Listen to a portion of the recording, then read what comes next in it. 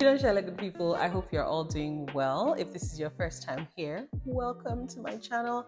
And if it isn't, then welcome back. And if this isn't your first time, then why not just subscribe?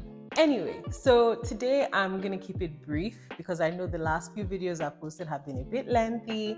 But I just wanted to pop by and drop 3 tips for how you can stay consistent with movement, aka exercise, or just generally keeping fit.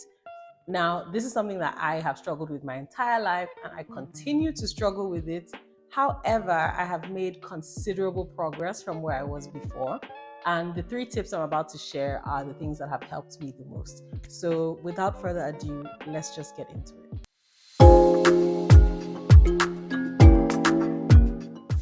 So, the very first thing is reduce friction.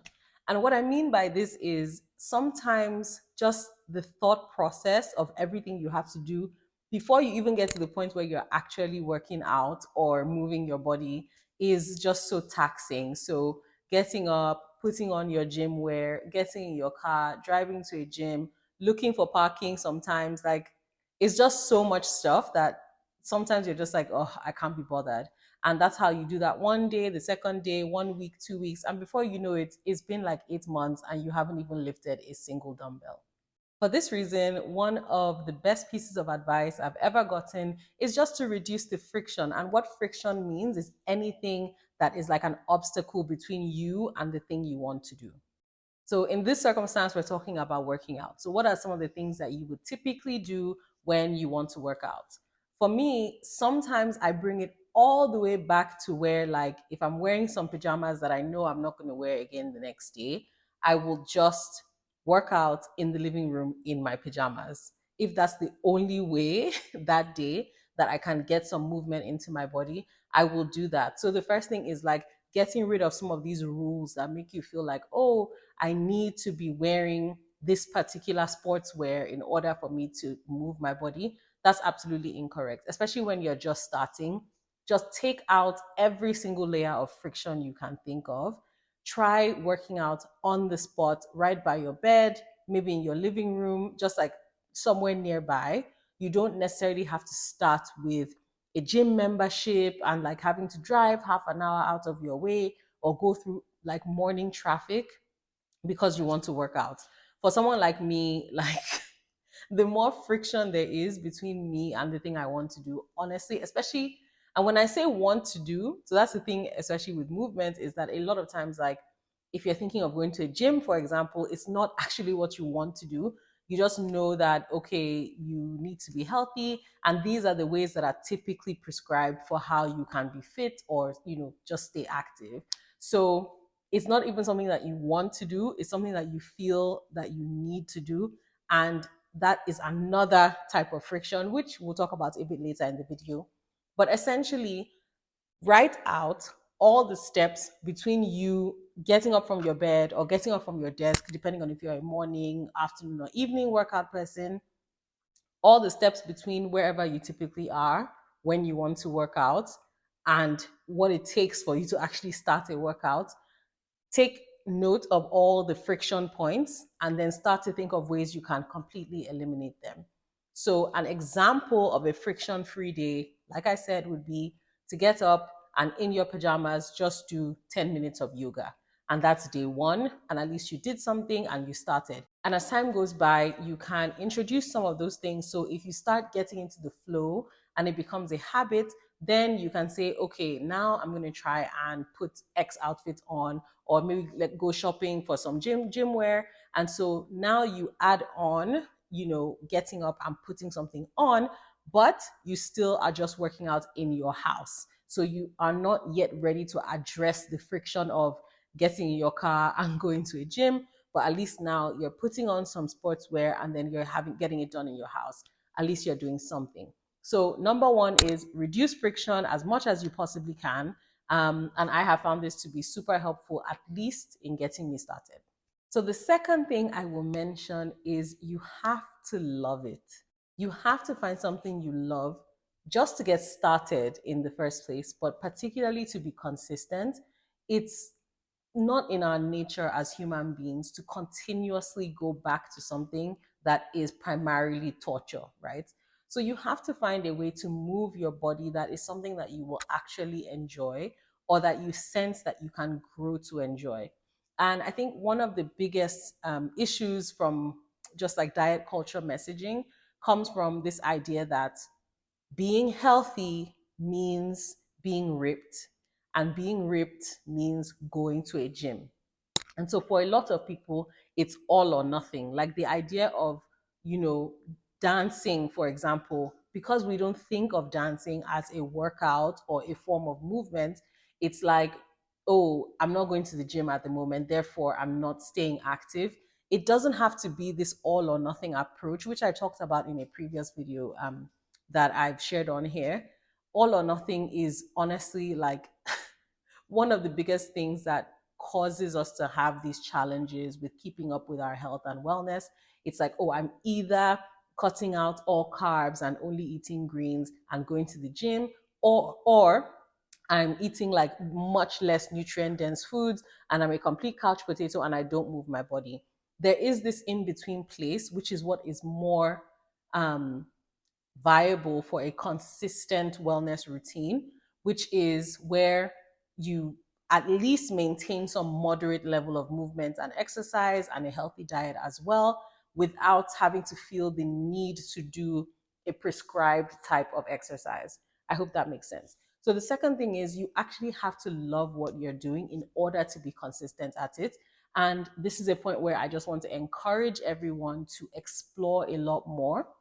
So one thing I found for myself is to get in cardio majority of the time, majority of the days in the week, it cannot be the elliptical or the treadmill.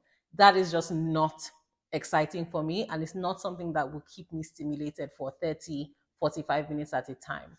If I want to do something like that consistently, which is cardio, I would rather do like a couple of workouts of Afrobeats dance in a week and some boxing as well, because I find boxing very fun and dynamic. And because it's so dynamic, it's distracting as well.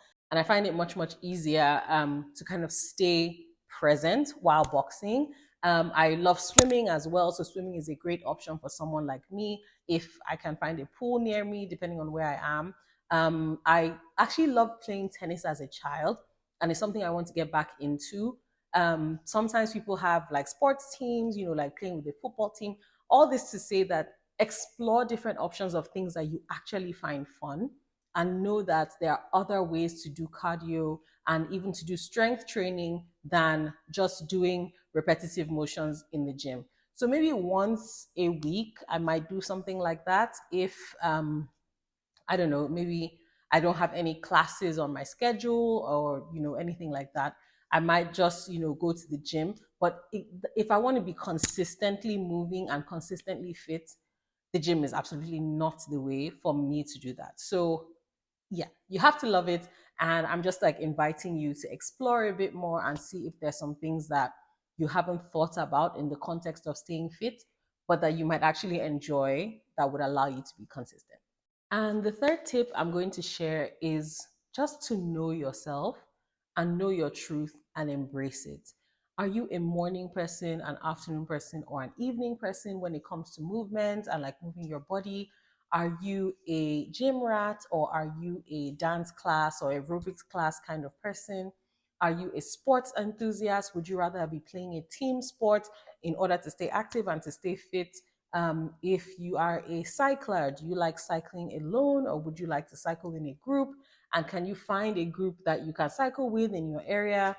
Just, and please, for women, if you're literally anywhere in the world, to be honest, but particularly if you're in Nigeria, just be safe about like working out outdoors, because yeah, it's becoming increasingly unsafe. But just making the point that you need to know yourself and you need to give yourself permission to be yourself. And what I mean by that is diet culture is very prescriptive and it's very homogenous in its prescriptions. So it's like one type of suggestion that is supposed to serve all the millions and billions of people on the planet. Like everybody should do insanity, or everybody should do like, I don't know, Jillian Michaels workout or something. It does not work for everybody. Like a workout called insanity is not for everybody. So, my third piece of advice would just be to really get to know yourself, really get to embrace the truth of like how you operate. If you are a night owl and you're someone that works through the night, then morning workouts are probably not for you. There are people who are more nocturnal, and so their day actually starts in the evening, it doesn't start in the morning. So the idea that one would prescribe like morning workouts for everybody across the globe is just ridiculous. So know yourself, be honest with yourself about what your own inclinations are, and just essentially try to stay true to that. But a bonus thing that I would say is just that movement requires you to push yourself. So you don't have to push yourself to the limit at every point in your life. But you do have to get in some exercise at least 4 days a week to keep your heart healthy and to keep your muscles strong. And obviously, this needs to be supplemented with a healthy diet as well. So that push is definitely required, but the push doesn't have to be a 45-minute turbo set of something 6 days a week, right? It doesn't have to be like, oh, on Monday, I'm now going to start working out. I'm now going to start moving. After watching this video, if you do jumping jacks on and off for 10 minutes, you've done something for today, which will always be a little bit better than doing nothing at all. And if you did 10 minutes of jumping jacks every day, that would be better to like get your heart rate up and get in some kind of movement and like just cardiovascular activity. That will be better than nothing. But in all this, I say like just know yourself and be true to yourself. So you don't have to do what anyone else is doing. That's why for me, like accountability groups have not tended to work for me so far because I'm just on my own rhythm. Like I haven't found a group of people where we're all exactly on the same rhythm. Even when it comes to like your period as a woman, like you're not on the same cycle necessarily. So there are a lot of things where it's like, what do I want and what will make me consistent? And I have to be very honest with myself about what those things are. Just give yourself grace. Like these things ebb and flow. There really isn't anyone, unless it's your job, who is consistently perfectly healthy round the clock. Like that's extremely rare because other things will happen in your life and throw you off balance.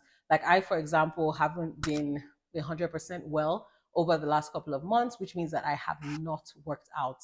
Like physically, I wasn't even medically allowed to work out for a little while. And so like I find myself now feeling very like weighed down and kind of like my breathing is not as smooth as I like it to be.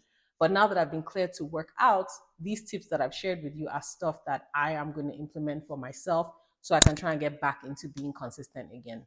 These are just some tips that I thought I would share with you guys and trying to keep this video brief. And I'll try and do that for future videos as well because I understand that sometimes it can be overwhelming and everyone has other stuff to do. Thank you so much for watching. If you watched up until this point, I'm so grateful. Please don't forget to like, comment because I love interacting with you guys and I love hearing your own thoughts. I don't like just love the sound of my own voice. I also want to know what people are thinking, what people are struggling with.